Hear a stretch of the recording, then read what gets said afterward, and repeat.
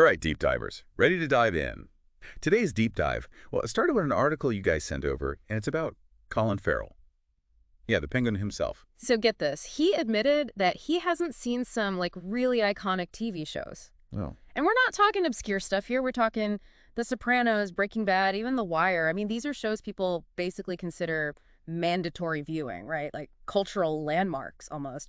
Makes you think, what does it mean to be in the know about this stuff? You know, it's funny. It seems like such a trivial thing, right? A celebrities watch list. Yeah. But it actually opens up this whole can of worms about how we decide what's must-see TV, like who decides, and that pressure to keep up. And the thing is, from this article, he seems totally cool with it. Like, he even joked about it, saying, someday when I grow up, I'll get to The Wire. Exactly. And it's refreshing, isn't it? In a world where everyone's expected to be glued to the next big thing, he's just like owning it. Totally. So that brings us to the big question. What makes a show prestige TV anyway? I mean, we toss that term around a lot, but is it just a fancy way of saying good? It's a little more complicated than that. The term itself kind of popped up in the early 2000s with shows like, the ones Colin Farrell hasn't seen and Mad Men.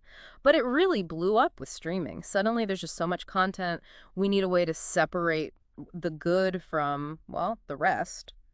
So it became a kind of currency, like knowing this stuff, you can talk about it, show off your good taste, maybe even your social status a little. And it's more than just, trying to sound smart, right? There's this fear of missing out on the conversation completely. Like, think about all the online discussions, the fan theories. You haven't seen the show. You're out of the loop, plain and simple. Totally. It's about being part of something. You connect with people, debate, even argue about the show. And honestly, in a world that feels more and more fragmented, that connection, it's valuable. Yeah, get that.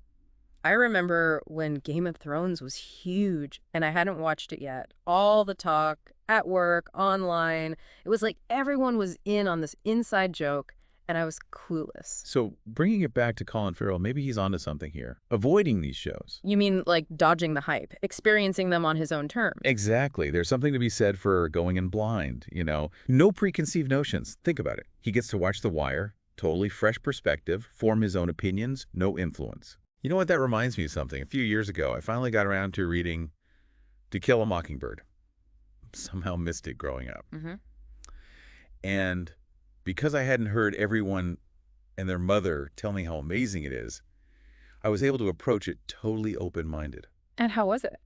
It was incredible. Like finding this hidden gem, even though it's, a classic, and that feeling of discovering it for yourself, no spoilers, it's rare these days. Totally. It's like watching a film without the trailer. No expectations, just pure discovery.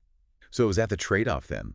On one side, there's the shared cultural experience that we're all in this together feeling. On the other, there's the joy of forming your own opinion, coming in fresh. It's like two roads diverged. Right. And you got to pick which one you're going to go down, I guess. One's full of those connections, all those little in-jokes you get when you share something. The other, it's more about like exploring something new by yourself. And maybe that's the lesson here. There's no right answer. It's more about figuring out what you want from the media you consume. Are you looking to connect or to just like have that experience of discovering something new on your own? And maybe, maybe it doesn't have to be one or the other. Maybe there's a way to strike a balance, jump into the big conversations when you feel like it, but also like give yourself permission to just do your own thing. Watch what you want when you want. Exactly. Don't let those must-watch lists rule your life. It's easy to feel overwhelmed, like it's homework instead of fun. Thinking about Colin Farrell, maybe that's what he's doing. Yeah. It's okay to take your time with this stuff. Absolutely. There's no need to rush, no need to binge everything just because everyone else is. And who knows, maybe taking it slow, coming in with that fresh perspective, you'll enjoy it even more. That's a really interesting thought, going against the grain, resisting that urge to just consume. Instead, you get to like actually savor it, appreciate it on your own terms. So, deep divers, next time you see one of those must-watch lists, remember, it's your journey, your choice. You choose your own path. You find your own treasures. And hey, you might even end up being the one with that unique take, that fresh perspective on a show everyone else watched ages ago. Thanks for diving in with us today, and we'll catch you next time.